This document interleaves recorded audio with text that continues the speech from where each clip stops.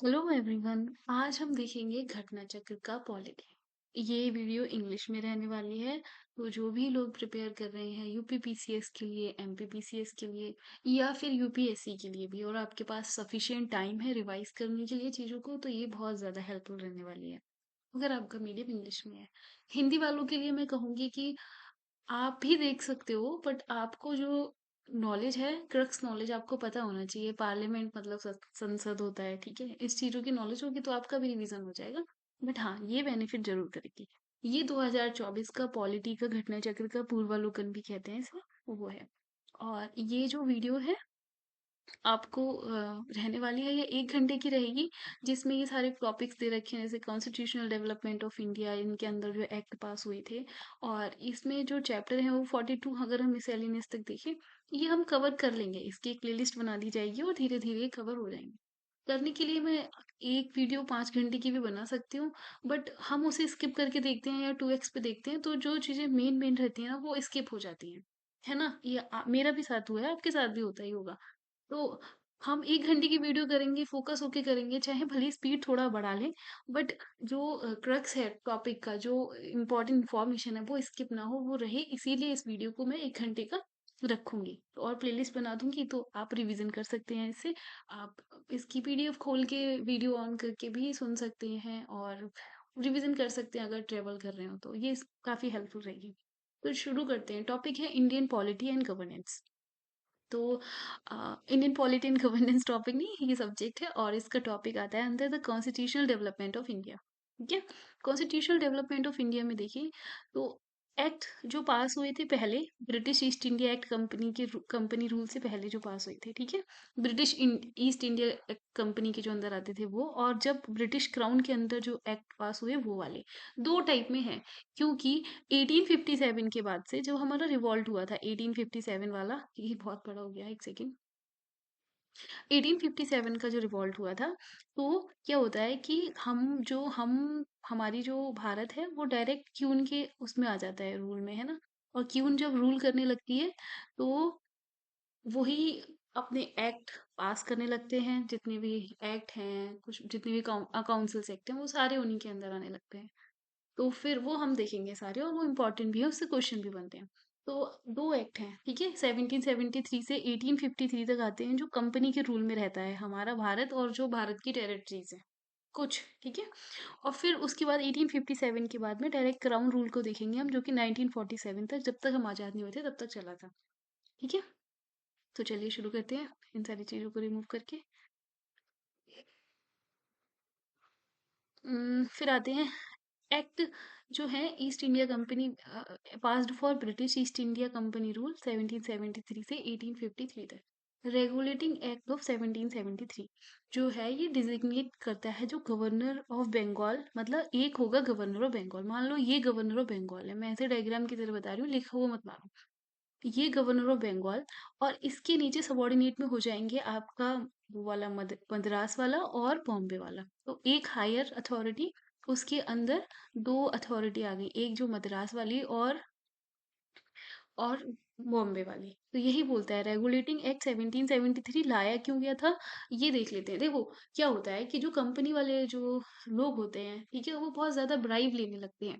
Company तो loss में जा रही होती है, बट वो ब्राइब ले लेके अपनी शिप ब्रिटेन भेज रहे होते हैं, भर भर के, कि ये देखो शिप जा रहा है, उनका उनका ऐसे करके लॉर्ड जो भी होते हैं, उन सबका जा रहा था अधिकारी जो। तो फिर उनको जो ब्रिटिश के जो वहां पे बैठे थे, कंपनी के जो हेड वगैरह थे, वो कह रहे थे भाई ये लोग तो अमीर हो रहे हैं, कंपनी गरीब हो रही है, तो कुछ रेगुलेटिंग एक्ट लाइए जिससे हम रेगुलेट कर सकें कंपनी के अफेयर्स को, और मॉनिटर कर सकें उनका बिजनेसेस कैसे, कहाँ से रेवेन्यू कैसे आ रहा है, कहाँ खर्च करना है, कैसे करना है, ठीक है। ये सारी चीजें आती हैं। तो अब तीन जगह थी इससे पहले 1773 से, ठीक है, मद्रास में, बॉम्बे में और कलकत्ता में, है ना। लेकिन बाद में ये जो कलकत्ता वाले हैं उनको हायर बना दिया, और मद्रास और बॉम्बे को सबॉर्डिनेट बना दिया गया, बंगाल के कंट्रोल में लेके आ गए। कलकत्ता और बंगाल आप उसी से अंदाजा लगा सकते हैं, ठीक है। गवर्नर जनरल वाज, जो गवर्नर जनरल था उसको प्रोवाइड की गई थी एग्जीक्यूटिव काउंसिल। एग्जीक्यूटिव काउंसिल जैसे अभी हमारे काउंसिल्स ऑफ मिनिस्टर रहते हैं ना, उन्हीं के हिसाब से। ये यहाँ पे फोर थे जो उन्हें असिस्ट करते थे। और जैसे मिलिट्री हो गया है, नॉन मिलिट्री डिसीजन में भी, जो कि मेजोरिटी के हिसाब से ही काउंसिल में लिए जाएंगे कि अगर 3 लोग फेवर में है और 1 लोग फेवर में नहीं है तो 3 लोगों वाली बात सुनी जाएगी, एक की बात नहीं सुनी जाएगी, क्योंकि 4 लोग हैं, है ना।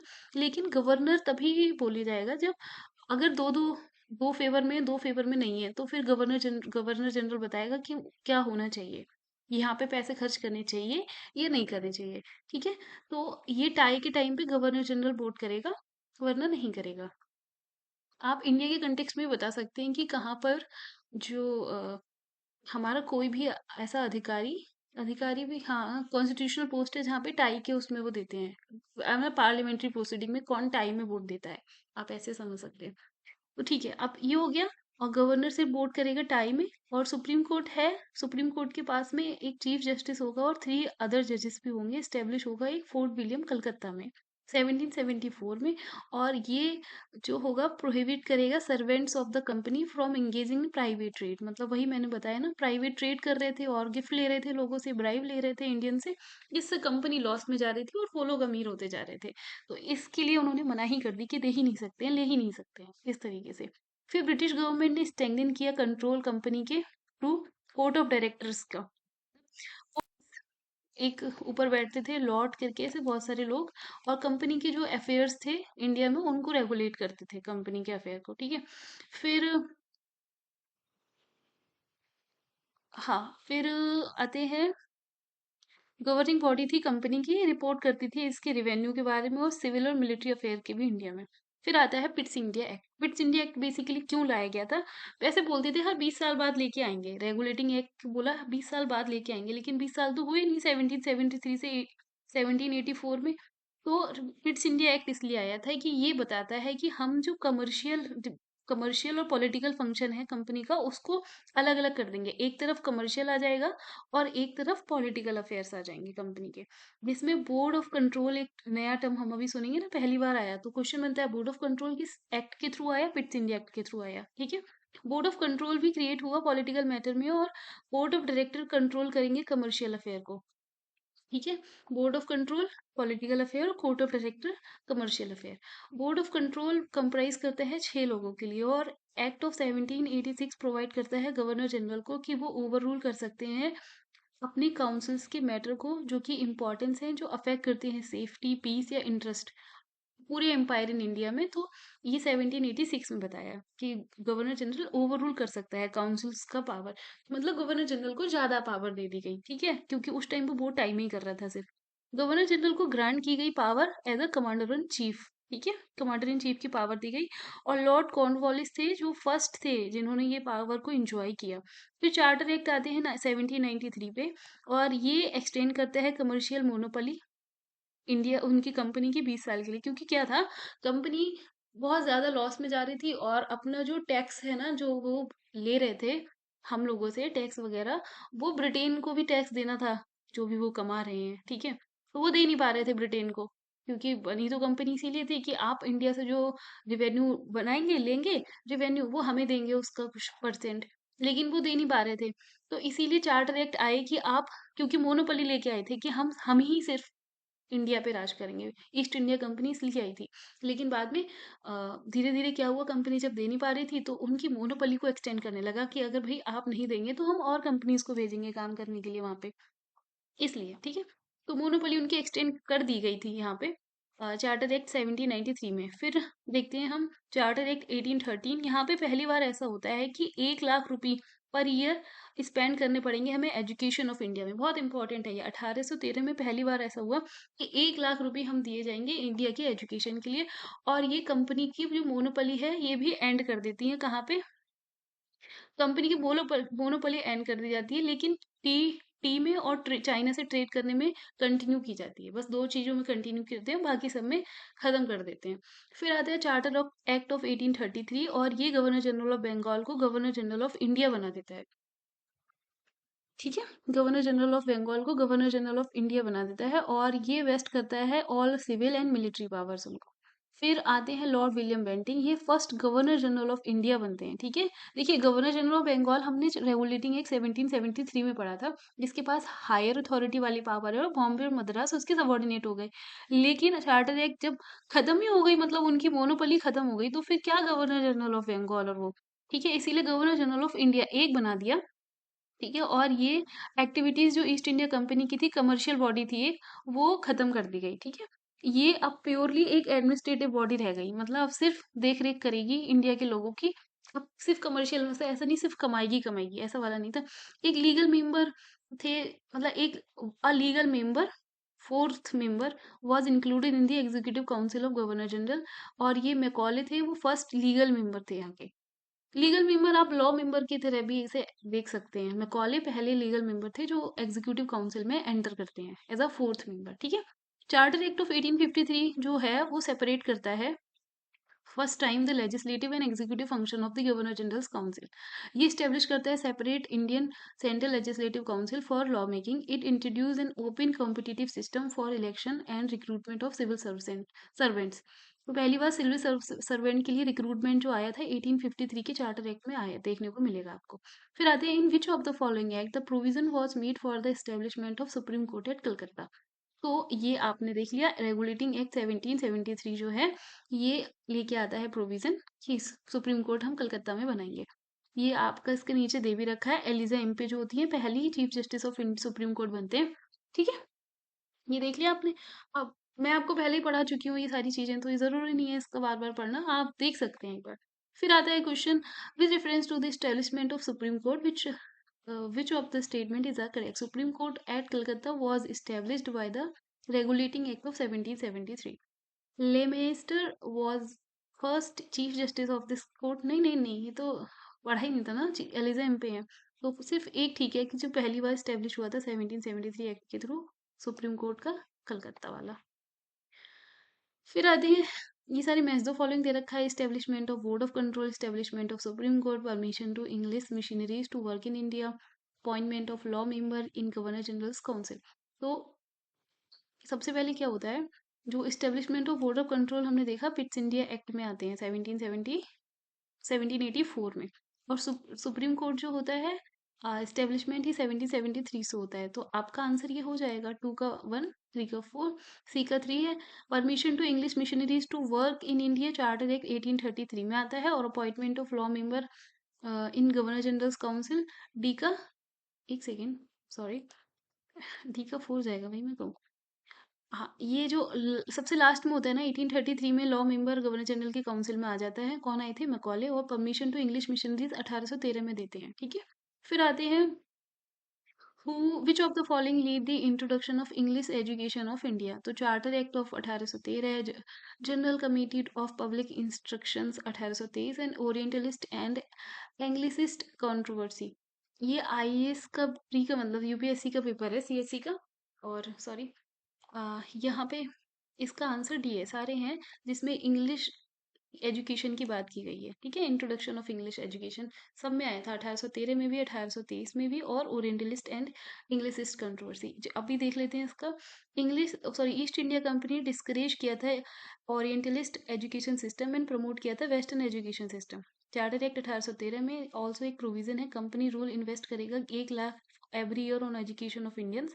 और 1823 में General Committee of Public Instruction was continued, which was responsibility to grant 1 lakh rupee. The Orientalist Anglist controversy was a controversy regarding nature of education that British East India Company was to impart to the local population in its territory. S.T. Prinsep and Dr. H.H. Wilson supported Orientalist education, and Anglicists were led by Charles Trevaniel, and who advocated for imparting of Western education through medium of English. English rule of governor general Lord William Bentinck 1828 से 1835 तक रहते हैं, on 7 मार्च 1835 में propose करते हैं Lord Macaulay को, और accept करते हैं English language was accepted as a medium of higher education, कि हायर एजुकेशन में जो इंग्लिश मीडियम रहेगा वो इंग्लिश रहेगा, ऐसा बोला। फिर आते हैं why which act the British Parliament had abolished the monopoly of East India Company's trade in India except tea and trade and with China। ठीक है, तो ये 1813 हमने पढ़ लिया है। फिर से वही क्वेश्चन आता है कि which act of British parliament abolish the east India company monopoly over trade in India. तो ये भी इसका आंसर चार्टर एक्ट 1813। फिर आते हैं कि चार्टर एक्ट 1813 के बारे में बताएंगे। तो ये trade monopoly of east India company in India accept trade in T and trade with China. ठीक है। फिर आते हैं इट, हाँ, फिर it asserted the sovereignty of British Crown over the Indian territories led by company, and the revenue of India were now controlled by the British Parliament. नहीं नहीं, ये तो गलत है, revenue तो नहीं, सिर्फ 1 and 2 आंसर हो जाएगा इसका।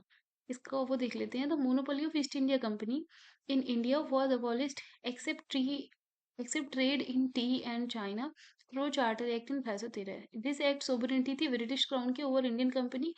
वो टेरिटरीज वो असर्ट की गई थी, लेकिन इतनी मैसिव लेवल पे नहीं है ना। तो दो, वो तो ठीक है, तीन से ठीक नहीं है, क्योंकि ये एक्ट अभी भी राइट कर रहा था टेरिटरी जो रिवेन्यू है वो ईस्ट इंडिया कंपनी को ही जाएगा 20 साल तक। और इसीलिए जो इंडियन रिवेन्यू वो under the direct control of British parliament के अंदर आया, और एक्ट ऑफ 1853 8 के अंदर। When the designation of Secretary of State was made under the British Cabinet Minister and special to help him in revenue administration, the Council of India was organized। ये हम अभी आगे पढ़ेंगे, ठीक है। Which act for the first time made it possible for Indians to take some share in administration of their country। तो charter act 1833 हो जाएगा।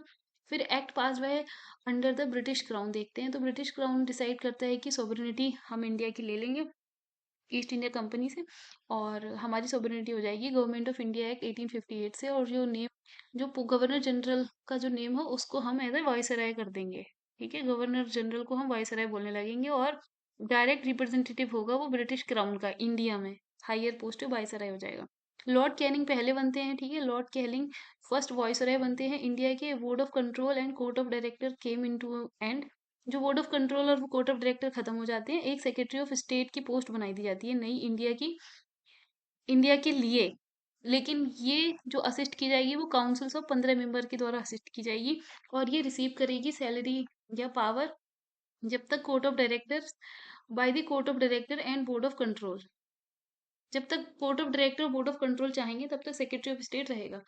मतलब एज अ पॉलिटिकल जो फंक्शन थे वो उनके एंड कर दिए गए, बाकी बॉडी बॉडी एंड नहीं की गई थी। Basically the councils of India भी एक, जो councils of India was to be advisory in nature। In most cases, the initiative and the final decision remained with the Secretary of State for India। ठीक है, council फिर आता है Indian council act 1861। ये initiate करता है participation Indian के representative को इन लॉ मेकिंग प्रोसेस, और this act restore the legislative power of making and amending law to provinces of Madras and Bombay, and thus initiating the process of decentralization। The act empowered the viceroy to issue ordinance in case of emergency, which were not to remain in force more than 6 month। ये important है, 6 month से ज्यादा आप ordinance को नहीं लगा सकते। और पावर दी गई है ऑर्डिनेंस की किस एक्ट के थ्रू, 1861 के थ्रू। ठीक है, फिर आता है इंडियन काउंसिल एक्ट 1892। ये इंक्रीज कर देता है number of non official member, central में भी और प्रोविंशियल लेजिस्लेटिव काउंसिल में भी, लेकिन मेंटेन करता है ऑफिशियल मेजोरिटी देम उसमें। जो इंडियन मेंबर है वो ग्रांटेड मिलता है right to ask question and discuss the budget in the legislative council. This act introduce the principle of election in a limited sense, through the word election was very carefully avoided in it। ठीक है, Indian council act 1909 is also known by the name of Morley Minto Reform। It provided for the first time for the association of Indians with the executive council of viceroy and governors। Satyendra Prasad Sinha became the first Indian to join the viceroy's executive council। He was important है ये, ठीक है। He was the appointed as a law member। ठीक है, और the function was the size of legislative both at the center and in the province were enlarged। Member of councils were given the right to discuss and asking supplementary question। The act provided separate electorate for Muslim, जो कि सबसे बड़ा drawback भी था Morley Minto reform का। इसीलिए Morley Minto reform को father of communal electorate कहते हैं। गवर्नमेंट ऑफ इंडिया एक्ट 1919 आता है, फिर जिसको हम मॉन्टेगू चेम्सफोर्ड रिफॉर्म्स भी कहते हैं। ये एक्ट फर्स्ट टाइम अडॉप्ट किया गया था डायरेक्ट इलेक्शन सिस्टम के द्वारा, और ये principle of communal representation was extended, इसमें एक्सटेंड किया और सेपरेट इलेक्टोरेट दिया। किसको?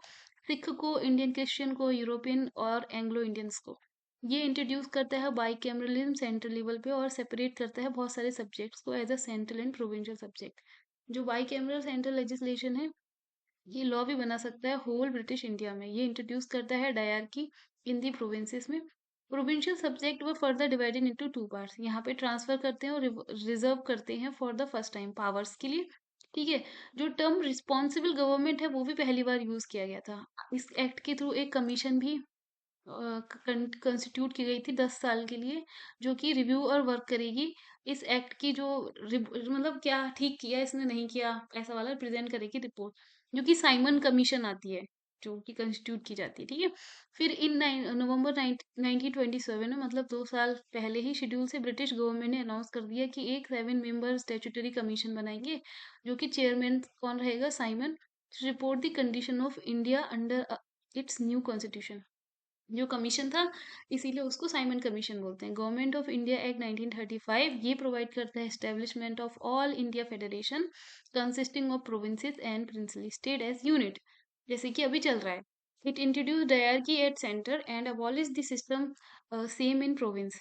It provided for the establishment of Reserve Bank of India, बेहद इंपॉर्टेंट है। ठीक है, हमारी जो बैंक है आरबीआई वाली, वो इसी के टाइम पे जिक्र हुआ था। ये जो कि कंट्रोल करेगी करेंसी को, क्रेडिट करेगी credit of the country. Principle of communal representation was further extend, उसको भी एक्सटेंड कर दिया और सेपरेट इलेक्टोरेट दिए गए शेड्यूल कास्ट को, वुमेन्स को और लिबर्स को। एक फेडरल कोर्ट जो कि सेटअप हुआ था 1937 में इस एक्ट के थ्रू, और दिस एक्ट सेपरेट करता है बर्मा को ब्रिटिश इंडिया से और इस्टेब्लिश करते हैं दो न्यू प्रोविंस, सिंध और उड़ीसा। ये इंट्रोड्यूस करते हैं बाइकैमरलिज्म, यहाँ से 11 प्रोविंस में से, मतलब 11 प्रोविंस में से 6 में बाई कैमरलिज्म रहता है। और India independence act of 1947 declare करता है इंडिया को independent on sovereign nation on 15 अगस्त 1943 में। ये अबॉलिश करते हैं office of viceroy and a governor general was appointed for east dominion. It dropped the title of emperor of India from the royal title of king of England. ठीक है, ये हमने पढ़ा। अब देखते हैं इससे क्वेश्चन है। ठीक है, फिर आता है read the following statement with reference to Indian council act 1861 and choose the correct option. As a result of this act, total member of the Executive Council of Governor General became 7. For legislative work, number of additional member could be minimum of 6 and maximum of 12. No differences was made between state and central subjects, तो इसका answer हो जाएगा सिर्फ 2 और 3। मतलब for legislative work 1861 में बोला गया था कि लेजिस्लेटिव वर्क में एडिशनल मेंबर भी हो सकते हैं, कम से कम 6 और ज़्यादा से ज़्यादा 12, और यहाँ पे कोई भी डिफरेंस नहीं होगा between state and central subject, ऐसा बोला गया। दोबारा से देख लेते हैं 1861 को, जो ट्रांसफर हुई थी वॉइसरॉय एग्जीक्यूटिव काउंसिल में, एक मिनिएचर कैबिनेट की तरह रन करने लगी थी, पोर्टफोलियो सिस्टम आ गया था, 5 मेंबर असाइन किए गए थे एक department out of revenue, finance and law, home and military as the head of executive function. 1874 a 6 member was added to the executive council for public work department, PWD है जैसे। For legislative work, number of additional member were determined to be minimum 6 and maximum 12, which were to be nominated by Viceroy for 2 years. At least half of the additional member were to be non-official. No differentiation was made between central and provincial subject. ठीक है, read the following statement with respect to Indian Council Act 1892 and choose the correct option. It was implemented in 20th June 1892, and out of total 24 member, 5 were non-government member, and member were given right to ask supplementary question। और फिर पूछते हैं इसमें से कौन सा ठीक है। तो बेसिकली ये तो वैसा कर रखा है आंसर की, पता नहीं, मतलब ठीक से नहीं है। तो अभी देखते हैं। British parliament pass the councils act 1892। It gathered the royal assent on June 20, 1892 and was commenced on February 3, 1893। इसीलिए जो पहला स्टेटमेंट है वो रॉन्ग हो जाएगा। जो नंबर ऑफ एडिशनल मेंबर तो पहले रॉन्ग है, तो सारे खत्म हो जाएंगे ये वाले, है ना, सिर्फ ये रह जाएगा। अब देख लेते हैं। Number of additional member were elected of the governor general council were increase to a minimum 10 to minimum 16 member। Among these additional member, at least half had to be non-official. This as per rule of this act. In these additional members, 6 were official and 10 were non-official. In non-official member, both Indian and European were included. So thus 2 is wrong. In this act, right to discuss the budget was given, but member were not given the right to ask supplementary question। इसीलिए सारे ही गलत हैं इस question के। तो सारे गलत हैं तो फिर गलत हो जाएगा। ठीक है, under which of the following act legislative council of India revive the power of discuss the budget. तो बजट वाली जो पावर आई थी वो आई थी इंडियन काउंसिल एक्ट 1892 के थ्रू। फिर आते हैं which of the following act provided for communal representation in British India, तो इसका आंसर हो जाएगा मॉर्ले मिंटो रिफॉर्म 1909। तो ये British communal representation in British India Morley Minto reform से आया था। फिर आते हैं the act of 1909 was associated with introduction of separate electorate, why which of the following act was the federal court of India created, तो ये आता है आपका नन ऑफ द अबव, क्योंकि 1935 से आता है वो, तो दिया नहीं है, है ना। फेडरल कोर्ट पहली बार जब स्टेब्लिश हुआ था तो 1 अक्टूबर 1937 में गवर्नमेंट ऑफ इंडिया ने किया था, और गवर्नमेंट ऑफ इंडिया 1935 में पहली बार इसका जिक्र हुआ था। और जो सर मॉरिस थे, मॉरिस MOURICE गॉयर करके इनका सरनेम है, ये फर्स्ट चीफ जस्टिस भी थे इसके फेडरल कोर्ट के, सर मॉरिस गोयस गॉयर, ये पहले चीफ जस्टिस थे, इसीलिए ऑप्शन डी इसका आंसर हो जाएगा।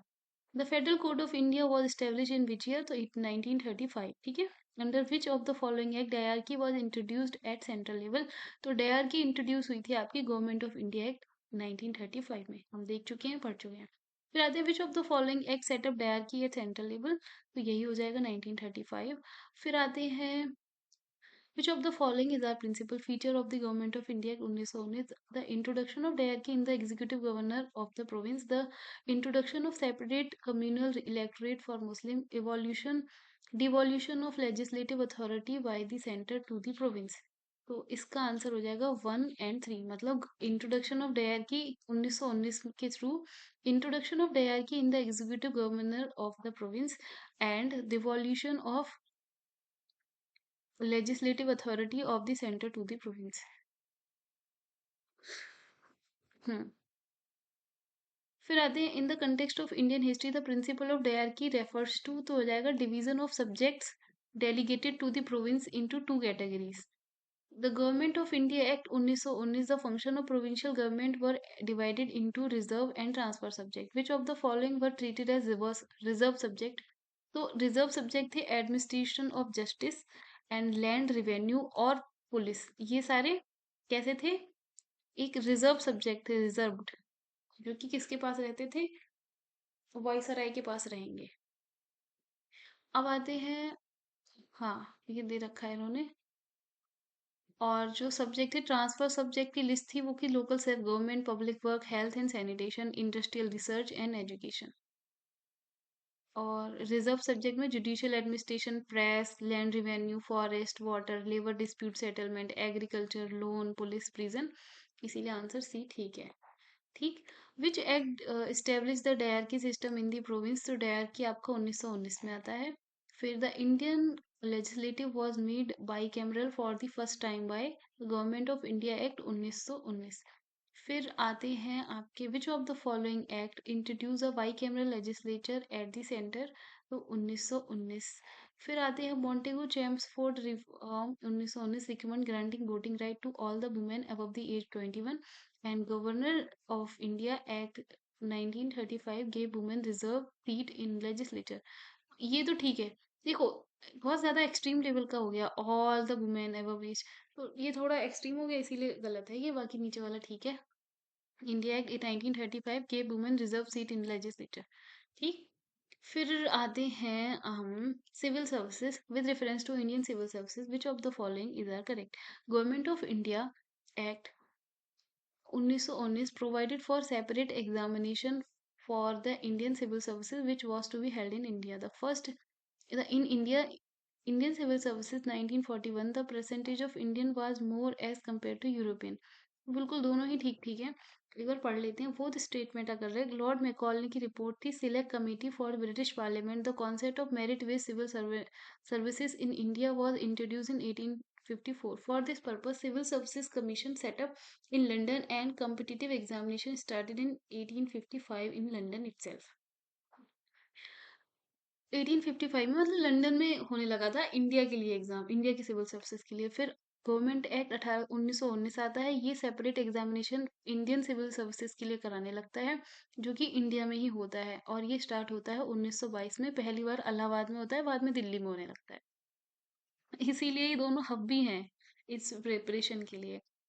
फिर 1941 में Indian civil services the percentage of Indians was more as compare to the Europeans, ठीक है। Why which of the following act the system of chamber of princess with 120 member was created? तो act of 1919 आता है। फिर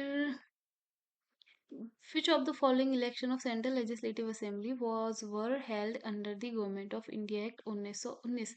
तो इसका answer है 1926 और 1945। According to the year 1926 and 1945 election of central legislative assembly was held under Government of India Act 1919.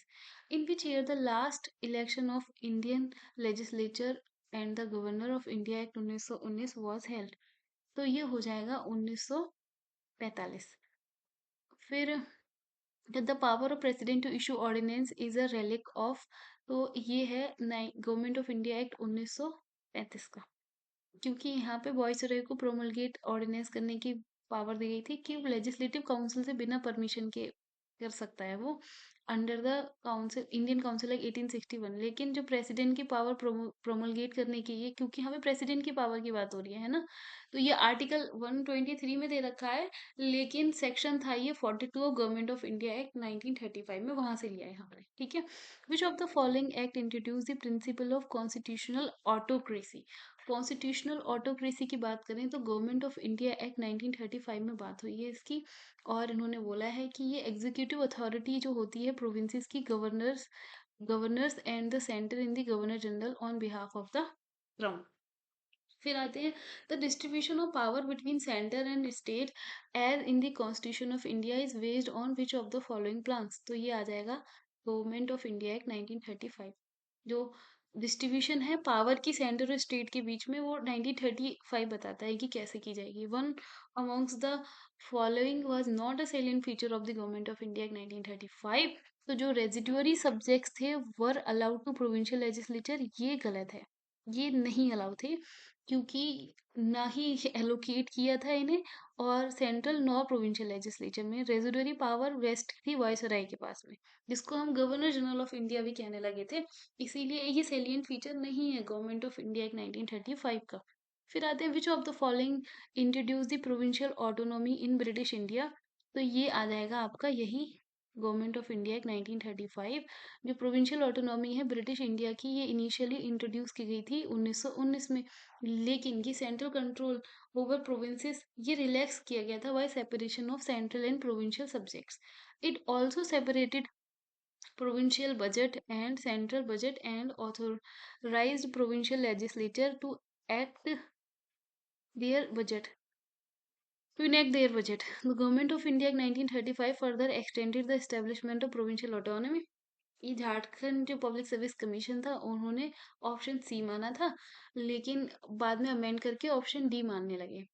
ठीक है। फेडरल सिस्टम जो डायरकी है सेंटर में सबसे पहले कब इंट्रोड्यूस की गई थी? 1935 में। और जो प्रोविंस है for the establishment of all India federation was included in the government of India act 1935। Which one of the following act provided for a federal polity in India? The Government of India Act 1935 Federal Polity. The federation established by the Government of India Act 1935 residuary power were given to the Governor General को residuary power दी जाएगी। Federal system proposed under the Government of India Act 1935 was Federation of India. Which one of the following is not an important and permanent constitution in the constitutional history of India as adopted in the Government of India Act 1935? तो इसका answer हो जाएगा a written constitution for the country। ये important and permanent constitute नहीं है constitution history में as an adopt government of India 1935।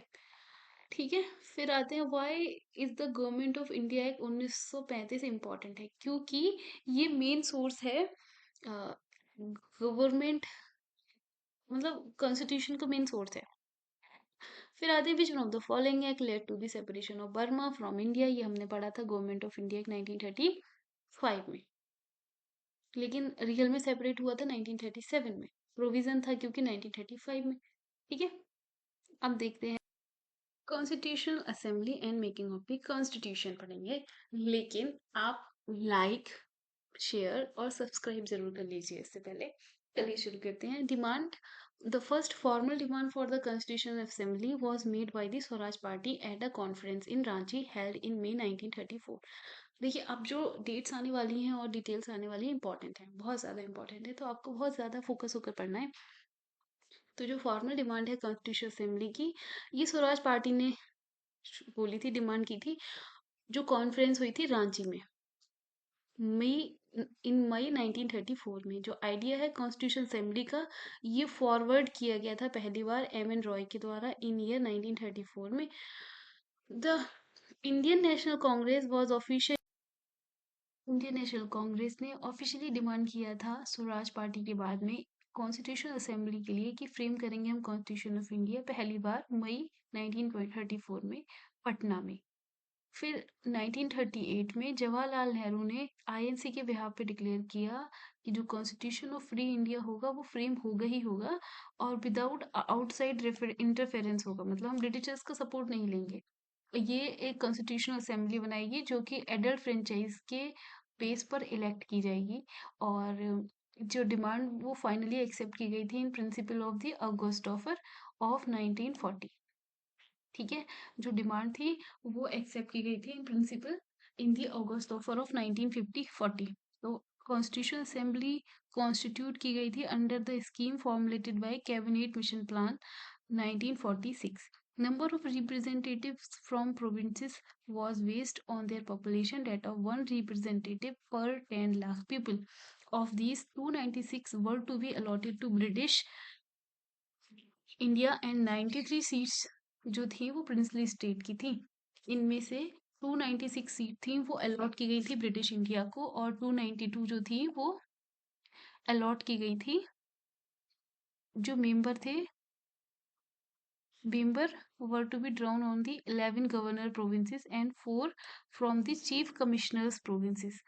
तो आप इस बात को समझ रहे हैं ना कि जो 296 सीट थी जो अलॉट की गई थी ब्रिटिश इंडिया के लिए, इनमें से 292 तो थे वो जो गवर्नर की 11 प्रोविंसेस थी, 11 प्रोविंस में से निकाली गई थी, और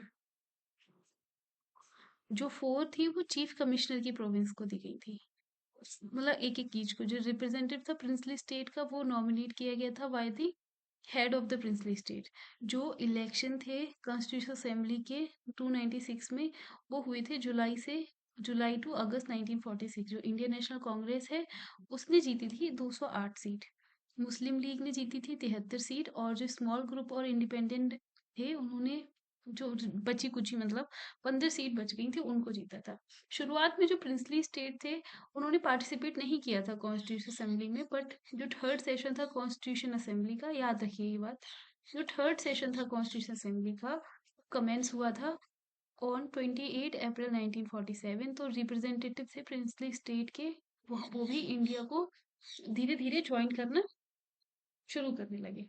फिर आते हैं कॉन्स्टिट्यूशन असेंबली एक एडल्ट कॉन्स्टिट्यूशनल असेंबली जो रिजल्ट थी इनडायरेक्ट इलेक्शन का, क्योंकि डायरेक्ट इलेक्शन हुए नहीं थे उस टाइम पे, तो जो इलेक्शन थे वो बेस्ड नहीं थे ऑन एडल्ट फ्रेंचाइजी, जैसा कि जवाहरलाल नेहरू ने बोला था। तो याद रखिए जो कॉन्स्टिट्यूशन असेंबली की जो वो थे, मतलब जो इलेक्शन था वो इनडायरेक्ट इलेक्शन था, वो एडल्ट फ्रेंचाइजी पे बेस्ड नहीं था, क्योंकि उस टाइम पे इतना रिसोर्सेज और हमारी जो जनता थी वो इतनी एजुकेटेड नहीं थी कि कैसे इलेक्शन करना है, कैसे वोट करना है। इसीलिए according to government of India 1935 जो वोटिंग राइट था वो लिमिटेड कर रखा था, जहाँ पे जो लोग टैक्स दे रहे हैं, एजुकेशन और प्रॉपर्टी है उन लोगों को दे रखा था। जो वायसराय है उन्होंने इनवाइट किया कि जो इलेक्टेड रिप्रेजेंटेटिव हैं जो कि फर्स्ट मीटिंग वो कॉन्स्टिट्यूशन असेंबली में आए हैं, जो कि 9 दिसंबर 1946 में आई थी, मतलब उन वाइसराय ने इनवाइट किया उन्हीं इलेक्टेड रिप्रेजेंटेटिव के लिए कॉन्स्टिट्यूशन असेंबली में, जो कि 9 दिसंबर 1946 में बैठी थी। इसमें से 207 जो मेंबर्स थे उन्होंने पार्टिसिपेट किया फर्स्ट मीटिंग में, और जो मीटिंग थी वो प्रिसाइड की गई थी किसके द्वारा, डॉक्टर सचिदानंद सिन्हा, जो कि एक टेम्पररी प्रेसिडेंट थे। ये इनकी एज काफी ज्यादा हो गई थी इस, और मतलब ब्रिटिश में ही रहता है कि जो सबसे ज्यादा बुढ़ा होता है, grand old man kind of, उनको हमेशा हेड बनाया जाता है। ब्रिटेन में ये वो है, तो लेगेसी तो हमने भी ये किया था। डॉक्टर सचिदानंद सिन्हा सबसे सीनियर मोस्ट थे वहां पे, इसीलिए उनको टेम्पररी प्रेसिडेंट हमने फर्स्ट मीटिंग का बनाया। लेकिन बाद में जब 11 दिसंबर 1946 आया तो डॉक्टर राजेंद्र प्रसाद, जिनके लिए अजात शत्रु महात्मा गांधी ने बोला था, कोई शत्रु नहीं है इनका, इतने अच्छे थे ये, उन्होंने मतलब यूनानिमसली इलेक्ट किया as a president of constitution assembly.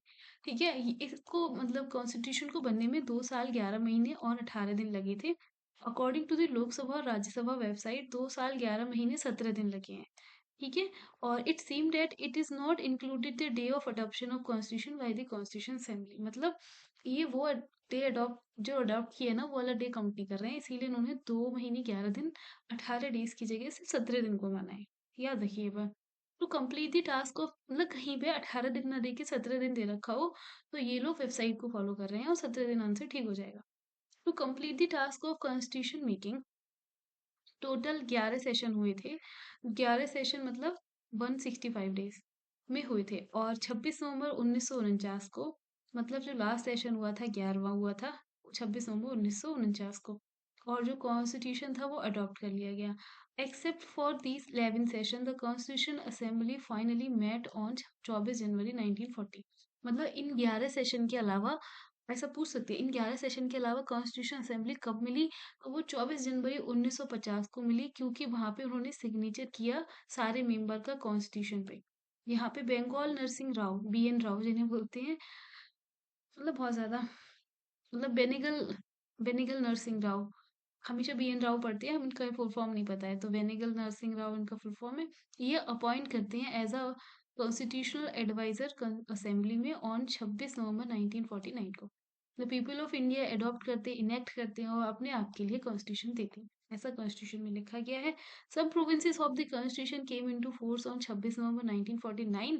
वो पहले से ही कुछ प्रोविंसेस में ऐसे शुरुआत हो गई थी, but it completely came into force on 26 January 1950. The number of women in Constitution Assembly was 15। याद रखना 15 वुमेन्स थी Constitution Assembly में, और they were विजय लक्ष्मी पंडित। विजय लक्ष्मी पंडित ये जवाहरलाल नेहरू की सिस्टर थी।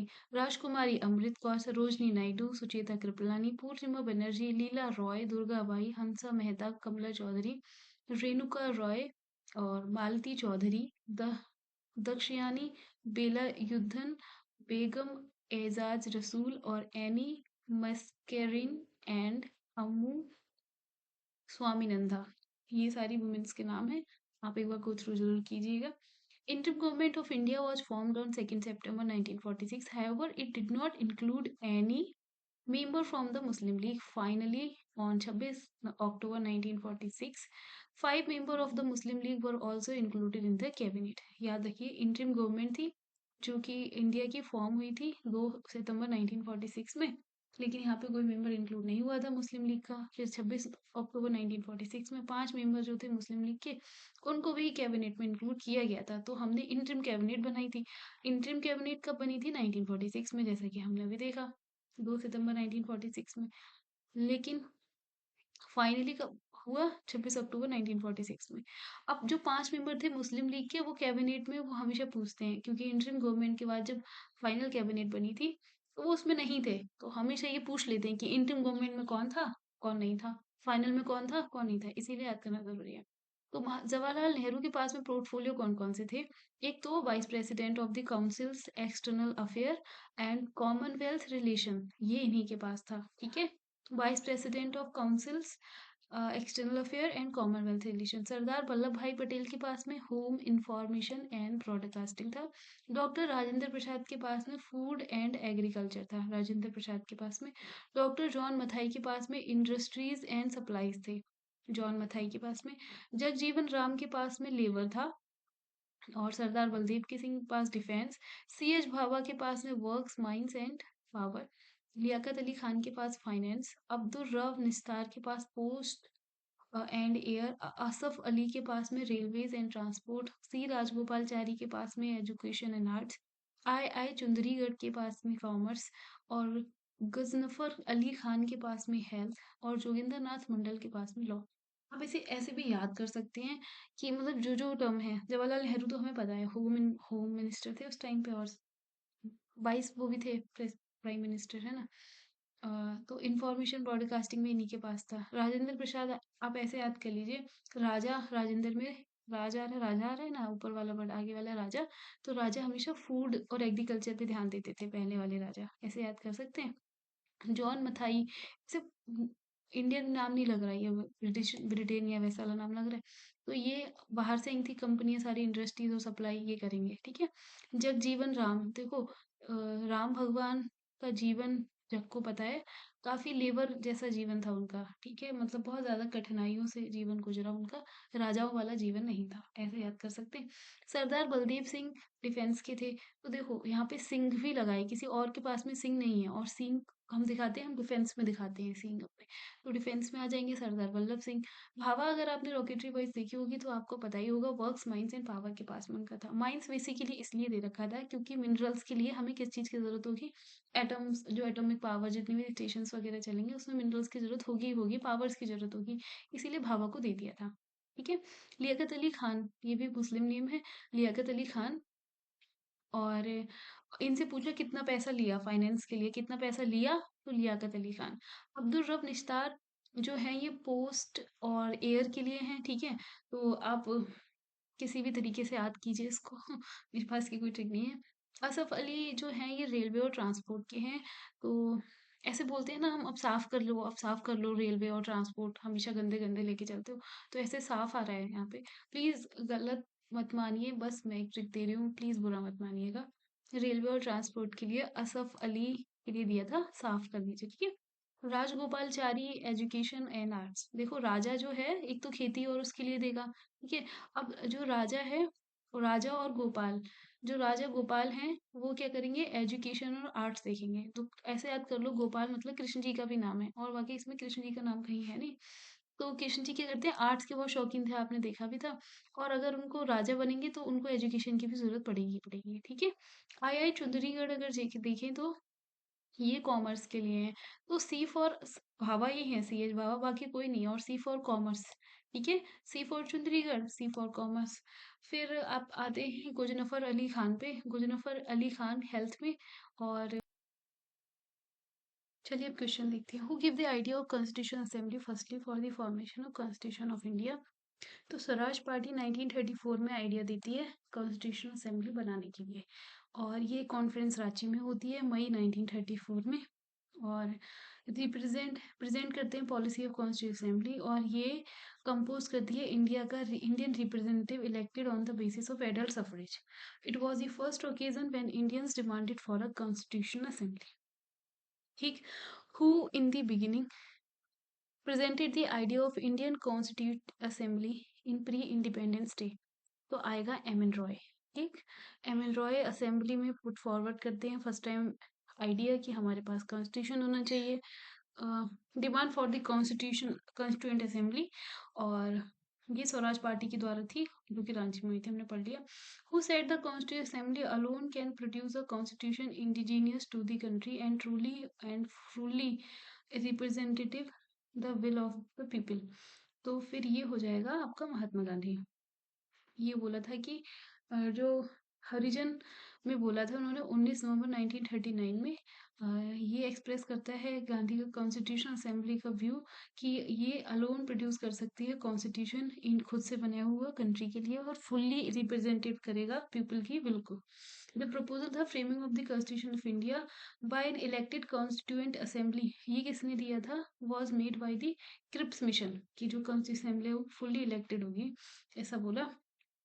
प्रपोजल था उनका सेकेंड वर्ल्ड वॉर के बाद में, लेकिन और बना सकते हैं ऐसा उन्होंने बोला था। फिर with reference to the proposal of Cripps mission क्या क्या थे, तो ये देखते हैं। Constitution assembly would be would have member nominated by the provincial assemblies as well as the princely state, नहीं, ऐसा नहीं है। फिर आता है any province which is not prepared to accept the new constitution would have the right to sign a separate agreement with the Britain regarding its future status। तो ये बिल्कुल ठीक है। देखते हैं क्रिप्स मिशन का। क्रिप्स मिशन ब्रिटिश गवर्नमेंट ने send किया था मार्च 1942 में, जो कि प्रपोजल थे उसके कि आपको डोमिनियन स्टेटस मिलेगा, जो कि ब्रिटिश के अंदर हमने देखा ना इसमें। फिर एनी प्रोविंसेस जो कि ज्वाइन नहीं करना चाहती है इंडिया का डोमिनियन, वो एक सेपरेट यूनियन बन सकती हैं, सेपरेट कॉन्स्टिट्यूशन बना सकती हैं, ऐसा भी बोला उन्होंने।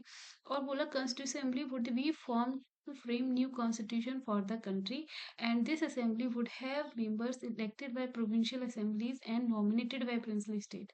इसीलिए देखो इसमें क्या लिखा है, जो कॉन्स्टिट्यूशन असेंबली है, जो मेंबर हैं वो नॉमिनेटेड होंगे प्रिंसली प्रोविंशियल असेंबली से, और as well as princely state नहीं, जो असेंबली में प्रोविंशियल जो असेंबली में होंगे वहां पे इलेक्टेड होंगे, और जो प्रिंसली स्टेट है, यहाँ पे नो इलेक्ट रहेंगे रहेंगे वो प्रोविंशियल असेंबली में इलेक्टेड रहेंगे। अब आते हैं as per cabinet plan in the constitution assembly to decide allotted members seat in each province one representative was in the ratio to which population, तो ये हो जाएगा 10 लाख। ठीक है, कैबिनेट मिशन आया इंडिया में 1946 में, जो mission propose a plan for formation of constitution assembly to frame a constitution for the Indian Union. The representative of provinces was based on the population. इसीलिए वन रिप्रेजेंटेटिव के ऊपर 10 lakh population को रखा गया। Who among the following person was not a member of the cabinet mission, तो ये हो जाएगा William would. William would member नहीं थे, बाकी पैट्रिक लॉरेंस, एबी अलेक्जेंडर और स्टैफोर्ड क्रिप्स इसके मेंबर थे। ठीक है, और अच्छा एक बार ये देख लेते हैं, जो पैट्रिक लॉरेंस थे सेक्रेटरी ऑफ इंडिया थे, स्टैफोर्ड क्रिप्स थे चेयरमैन बोर्ड ऑफ ट्रेड, और एबी अलेक्जेंडर नेवी के मिनिस्टर थे, और विलियम वुड ये मेंबर नहीं थे कैबिनेट मिशन के। ठीक है, constitution Indian constituent assembly was established under, तो कैबिनेट मिशन 1946 में आया था, उसके अंडर हमारा कॉन्स्टिट्यूशन असेंबली बनी थी 1946 में, इनडायरेक्ट इलेक्शन पे। लेकिन through which plan was the constituent assembly created, तो फिर से क्वेश्चन बना है ये, cabinet mission plan in the interim government form in 1946, the vice president of the executive council कौन था, तो वाइस प्रेसिडेंट एग्जीक्यूटिव काउंसिल के थे जवाहरलाल नेहरू। 24 अगस्त 1946 में इंटरिम गवर्नमेंट अनाउंस की गई on a condition date interim government would take charge latest by 2nd September 1946. Viceroy was the ex officio president of the Executive Council, while Jawaharlal Nehru was designated as vice president of the Executive Council. Who of the following was not a member of the interim national government formed in August 1946 AD? कौन member नहीं था interim government का, तो सी Rajagopalachari, doctor Rajendra प्रसाद, S S Radhakrishnan और जगजीवन राम। तो हमने doctor S Radhakrishnan को भी नहीं पढ़ा, बाकी सबको पढ़ा था। First interim national government was announced on 24 August 1946 को first interim national government announce की गई। फिर according to the Wavell plan the number of Hindu and Muslim member in the executive council was to be equal, और Wavell thought that this arrangement would have avoided the partition of India. ऐसा सोचा, लेकिन ए तो ठीक है but are ठीक नहीं है, ऐसा इसलिए जो लॉर्ड वेवल थे अक्टूबर 1943 में सक्सीड किया था लॉर्ड लिंथगो को as viceroy. Made an attempt to resolve the deadlock in India. He went to England for consultation in March 1945. There, he thoroughly discussed with the British government about Indian administration and made some proposal. In June 1945, his proposals were made public by the name of Wavell Plan. He proposed restructuring of the Governor General's Executive Council, which would have balanced the representative of the main communities, including equal proportion of Muslim and Hindus. All the portfolio except defense were to be held by Indian members, excluding the foreign department. The Wavell proposed an equal representative of Hindu and Muslim in the executive council. Apart from Viceroy and Commander-in-Chief of the Executive Council, all members were to be Indian, at least earliest possible. A conference at Simla was to be convened, and it was also proposed that after the end of the Second World War, a constitution for India was to be made by the Indians.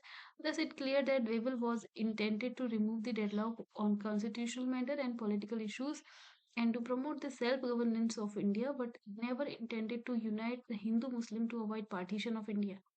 इसीलिए पहला ठीक statement है, दूसरा गलत है। समझ ही गए होंगे आप। Which of the following statement is are true in relation to constituent assembly? जो असेंबली थी based on the adult suffrage थी, हमने देखा क्या थी, नहीं थी। फिर आती है assembly was a result of direct election, नहीं ये भी नहीं। Assembly was a multi party body, हाँ बहुत सारी पार्टीज तो थी, देखा था। Assembly work through various committees, yes ये भी ठीक है, तो 3 और 4 ठीक है। एक बार इसका देख लेते हैं। Legislative assembly of state were used as the electoral college for the formation of constituent assembly. In this way, the Constituent Assembly was a result of indirect election. Its election was not based on the adult suffrage. जो people थे बहुत सारी party के involve थे. Constituent assembly form की गई थी number of committee से और जो कि ऑपरेट कर रहे थे इसका work.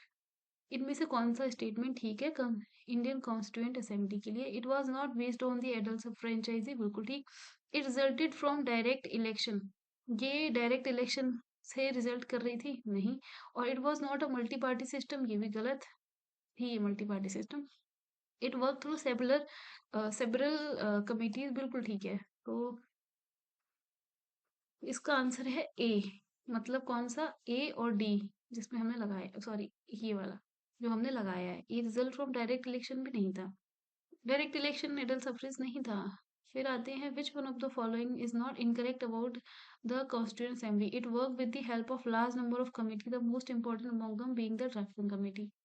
Minority communities like Christian, Anglo-Indians, and Parsis were adequately representative in the assembly. It was elected on the basis of universal adult franchise, and its electoral process was based on the sixth schedule of the Act of 1935, which allow for a restricted franchise based on tax, property, and education qualification. तो ये सारे ठीक हैं, बस ये वाला गलत है.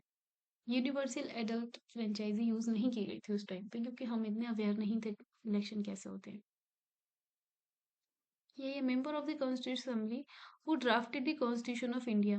तो वो कौन थे? Elected by legislative assembly of various provinces. जो प्रोविंसेस थी बहुत सारी, उनके जो इलेक्टेड, उनकी लेजिस्लेटिव असेंबली को इलेक्ट किया, उनके द्वारा इलेक्ट किए थे. जो मेंबर थे कॉन्स्टिट्यूशन असेंबली के, इलेक्ट हुए थे मेंबर ऑफ लेजिस्लेटिव असेंबली बहुत सारी प्रोविंस की. जितनी जितने में से एक प्रोविंस, हर ईच प्रोविंस में एक इंडियन स्टेट और group of state were allotted to allow allotted the total number of seats proportional to their representative respective population, pro in the ratio 1 a million. As a result, 292 member elect हुए provincial legislative assembly में, और 4 member थे वो represent करते हैं chief commissioner की province को. while the Indian princely state were allotted a minimum of 93 seats. With reference to Indian history, the member of the Constituent Assembly from the provinces. तो ये क्या किससे होता है? Elected by provincial legislative assembly. जो था member constituent assembly का provinces में, वो इलेक्ट हुआ था. अभी हमने पढ़ा ना लेजिस्लेटिव असेंबली के द्वारा. How were the member of the constituent assembly elected? तो डायरेक्टली पब्लिक के द्वारा नहीं, नॉमिनेटेड बाय कांग्रेस नहीं, नॉमिनेटेड बाय इंडियन रूल नहीं, बाय प्रोविंशियल असेंबली, ठीक है. फिर आते हैं, who was the first elected chairman of constitution assembly? First पूछा है तो डॉक्टर बी आर अम्बेडकर नहीं. सचिदानंद सिन्हा नहीं. डॉक्टर राजेंद्र प्रसाद, हाँ. सचिदानंद सिन्हा जो टेम्पररी थे, उन्होंने फर्स्ट मीटिंग की थी कॉन्स्टिट्यूशन असेंबली की, जो कि 9 दिसंबर 1946 को हुई थी. जो कॉन्स्टिट्यूशन असेंबली में बाद में डॉक्टर राजेंद्र प्रसाद को अपने आप, मतलब यूनानिमसली राजेंद्र प्रसाद को इलेक्ट कर दिया था परमानेंट चेयरमैन 11 दिसंबर से आपका 1946 में. और राजेंद्र प्रसाद को प्रपोज किया था जेवी कृपलानी ने. फिर who chair the first meeting of constituent assembly? तो ये हुआ था doctor Sachchidananda Sinha. First day session of the Indian assembly by chaired by, तो ये सचिदानंद सिन्हा आ जाएंगे. Doctor Rajendra Prasad was elected the chairman of the constituent assembly. तो कब हुए थे? अभी हमने देखा 11 दिसंबर 1946 को हुए थे. What are about Constituent Assembly? Constituent Assembly's first meeting was held on 9 December 1946. Its first permanent president was Dr. Sachidanand Sinha. Muslim League boycotted first meeting of Constituent Assembly. तो देखो ये सारे ठीक है और इसका आंसर ए हो जाएगा. फर्स्ट मीटिंग इनकी 9 दिसंबर में हुई थी. परमानेंट प्रेसिडेंट थे, नहीं नहीं नहीं नहीं, ये तो गलत हो जाएगा. ट्रू पूछा है ना. तो first permanent president was doctor Sachchidananda Sinha, ये गलत है, पता नहीं. And Muslim League boycotted first meeting of the constituent assembly, ये तो ठीक होना चाहिए. 1 and 3 होना चाहिए. परमानेंट प्रेसिडेंट टेम्पररी लिखा है ना यहाँ पे, देखो temporary chair the first meeting of the constitution assembly. तो ये वाला गलत है. 1 and 3 होना चाहिए इसका आंसर मेरे हिसाब से. Who was the chairman of constituent assembly of India? तो जो चेयरमैन थे डॉक्टर राजेंद्र प्रसाद थे. ये परमानेंट थे। Who was the president of constituent assembly of independent India, तो ये हो जाएंगे doctor Rajendra Prasad. Who was the first nominated deputy chairman of constituent assembly, deputy chairman थे फ्रैंक एंथोनी, जो कि राजेंद्र प्रसाद के नीचे बैठे थे। ठीक है, नॉमिनेटेड थे ये first nominated temporary deputy chairman थे कॉन्स्टिट्यूंट असेंबली के। ये नॉमिनेट थे 9 दिसंबर 1946 में टेम्पररी चेयरमैन के लिए कॉन्स्टिट्यूंट असेंबली के द्वारा डॉक्टर सचिंद्रन सिन्हा। इन्होंने all India Anglo Indian association बनाई थी 1942 में और सर्व किया था as a nominated member of Lok Sabha for 7 terms between 1950 and 1992, मतलब काफी लेट तक चली थी ये। और H C Mukherjee was the first permanent vice president of constituent assembly. अच्छा, परमानेंट की बात करेंगे आप तो एच सी मुखर्जी बोलेंगे, और अगर वैसे नॉमिनेटेड मेंबर की बात करेंगे आप तो ये आ जाएंगे हमारे Frank Anthony. Constituent assembly of India was established on, तो कॉन्स्टिट्यूंट असेंबली हुई थी 9 दिसंबर 1946 को एस्टेब्लिश। फिर इसका देख लेते हैं, बनी थी फर्स्ट सेशन भी यहाँ इसका तभी शुरू हुआ था और 23 दिसंबर 1946 को खत्म हुई है। जो सेशन थे ये 207 मेंबर्स ने अटेंड किया था according to Rajya Sabha website. First fifth meeting में पंडित जवाहरलाल नेहरू ने ऑब्जेक्टिव रिजोल्यूशन दिया था। अच्छा, याद रखना फिफ्थ मीटिंग में रखे थे और सिर्फ 11 मीटिंग्स हुई थी, जिसे 11 सेशन भी कहते हैं। The first session of the constituent assembly was held on, तो ये 9 दिसंबर 1946। फिर आते हैं when was the constituent assembly established, तो December 1946। When was the first session of constituent assembly held, तो हो जाएगा 9 December 1946। When did the Indian constituent assembly meet for the first time, तो ये हो जाएगा 9 December 1946। In which meeting of the constituent assembly of India did Jawaharlal Nehru laid down the objective resolution, तो ये fifth में भी हमने पढ़ा। ठीक है, फिर when did Jawaharlal Nehru introduce objective resolution in the constituent assembly, तो ये हो जाएगा 13 दिसंबर 1946 को इनकी 5वीं मीटिंग थी उस दिन। ठीक है, फिर the resolution for giving a constitution to India was adopted by the constituent assembly, तो ये 22 जनवरी 1947 को ऐसा बोला कि हम कॉन्स्टिट्यूशन के लिए वो दे रहे हैं, अडॉप्ट करने के लिए कॉन्स्टिट्यूंट असेंबली। ठीक है, 22 जनवरी 1947 में एक रिजोल्यूशन आता है कॉन्स्टिट्यूशन ऑफ इंडिया, ये यूनानिमसली अडॉप्ट कर लिया जाता है कॉन्स्टिट्यूंट असेंबली के द्वारा, which was presented by Jawaharlal Nehru on 13 दिसंबर 1946 में। ठीक है, who propose the preamble before drafting committee of the constitution, तो ये जवाहरलाल नेहरू ने प्रियम्बल को प्रपोज किया था ड्राफ्टिंग कमेटी से पहले। Who of the following presented the objective resolution, तो पंडित जवाहरलाल नेहरू। अब देखते हैं in the relation formation of the Constitution of India, which of the following sentence is are correct? Resolution of objective by Nehru affected the making of the Constitution. Preamble fulfills various important objectives and people of India order directive the Constitution. Head of the state is elected by people directly. तो इनमें से कौन सा ठीक है? तो resolution of objective of Nehru affect the making of the constitution, बिल्कुल ठीक है।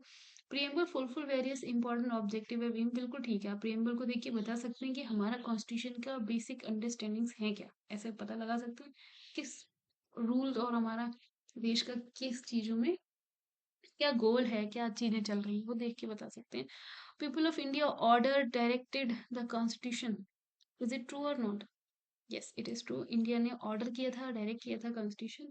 जो हेड ऑफ स्टेट है वो पीपल के द्वारा इलेक्टेड नहीं है। Head of state means president की बात हो रही है, उनको हम इलेक्ट नहीं करते, उनको जो लोकसभा में और राज्यसभा में जो लोग बैठते हैं वो लोग इलेक्ट करते हैं, हम इलेक्ट नहीं करते डायरेक्ट।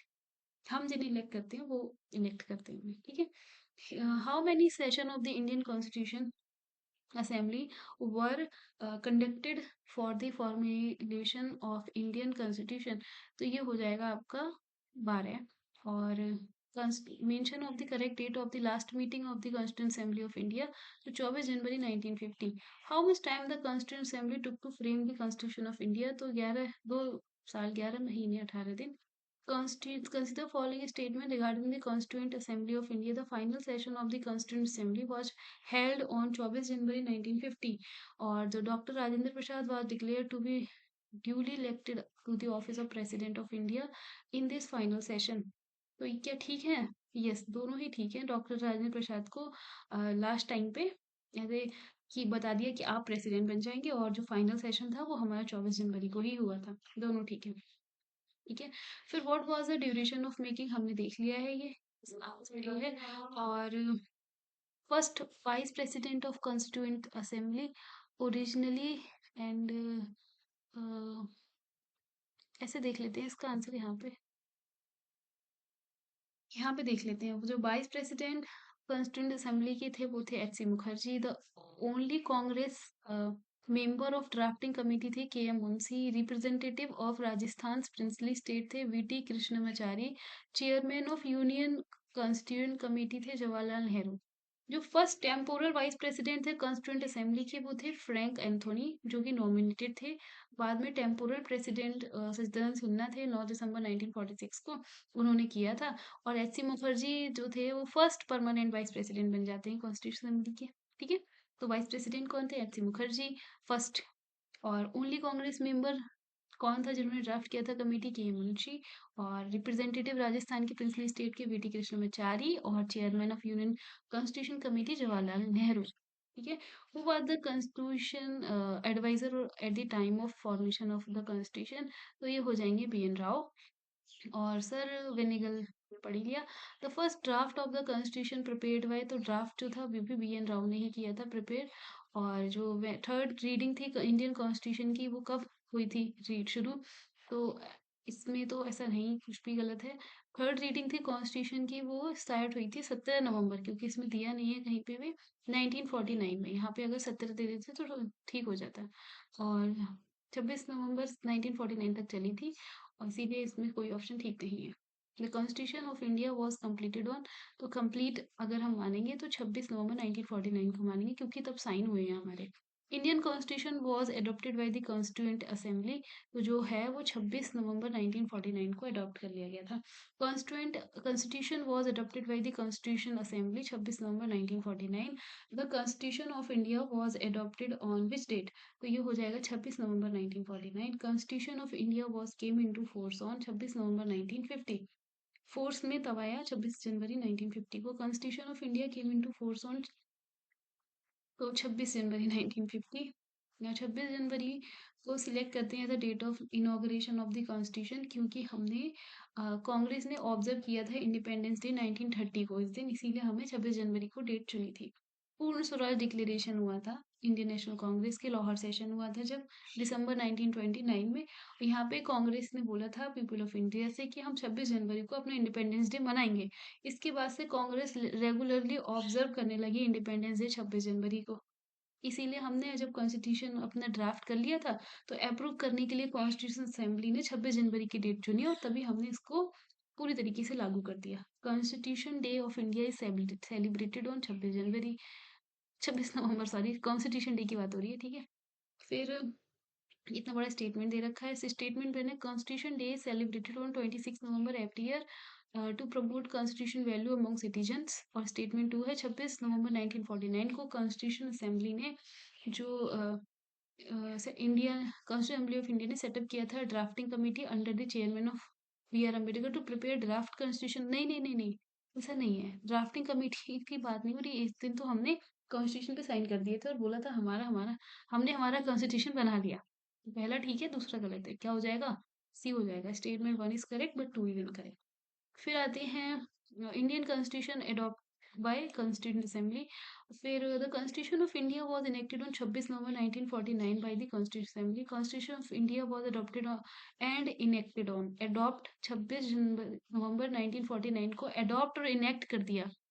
और हमने लेकिन पूर्णतया अपना लिया, लागू कर लिया, फ्लैग व्लैग सारा सब कुछ ध्वज वज ले लिया, वो आपका 26 जनवरी को हुआ था। ठीक है। Consider the following events and arrange these in correct chronological order. Appointment of drafting committee, फिर Indian Constitution was adopted and enacted, फिर date of commencement of Indian Constitution and Constitution Assembly first meet। तो सबसे पहले जो आएगा constitution assembly सबसे पहले मिली होगी, उसके बाद में उन्होंने अपॉइंट किया होगा ड्राफ्टिंग कमेटी को, उसके बाद में इन्होंने बोला होगा कि आप अडॉप्ट और इनेक्ट करेंगे, उसके बाद में हमने डेट कमेंसमेंट की, मतलब 26 जनवरी वाली डेट आ गई होगी। ठीक है। हम्म, हाँ। फिर आते हैं B R Ambedkar was elected to the constituent assembly from Bombay presidency से बी आर अम्बेडकर को इलेक्ट करते हैं हम।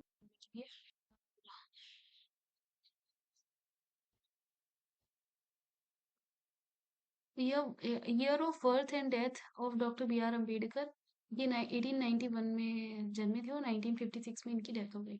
उसके बाद में discussion of the third round table conference eventually led to the passing to the government of India 1935। Government of India 1935 provided establishment of all India federation to the based on union and provinces of British and princely state. तो इसका answer हो जाएगा both 1 and 2। Second में देख लूँ जरा कितना है। हाँ, इतना ही है, चलो। फिर आते हैं the constitution of India provide for all necessities of the country, it is known और कॉल्ड एडॉप्टेड कॉन्स्टिट्यूशन। तो इसका आंसर बी हो जाएगा। दोनों ही ठीक है बट एक्सप्लेनेशन ठीक नहीं है। फिर आते हैं deferment of adult franchise for 15 year was advocated in constitution assembly by Maulana Azad के द्वारा एडल्ट फ्रेंचाइज का डिफेयरमेंट किया था 5-15 सालों के लिए, ठीक है। फिर who among the following advise that the Indian national Congress should be disband as a political party, ये बोला था महात्मा गांधी ने कि अब इंडियन कांग्रेस को हट जाना चाहिए। इनमें से किसने बोला था ये कॉन्स्टिट्यूशन एक मशीन है लाइफलेस थिंग की, और ये acquire because of the men who control it, and India needs today nothing more than a set of honest men who will have the interest in the country before them। तो ये doctor Rajendra प्रसाद ने बोला था। In the Indian nationalist reaction, the founding father of the Indian Constitution tended to minimize the importance of minority interest and emotion। ये view किसको create करते हैं, ये आइवर जेनिक्स को क्रिएट करते हैं, रिएक्शन फाउंडिंग फादर्स का, ठीक है।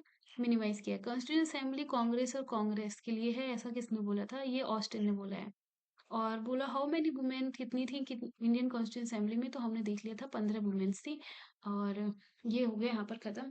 Thank you for watching this video, please please please like and share. Thank you.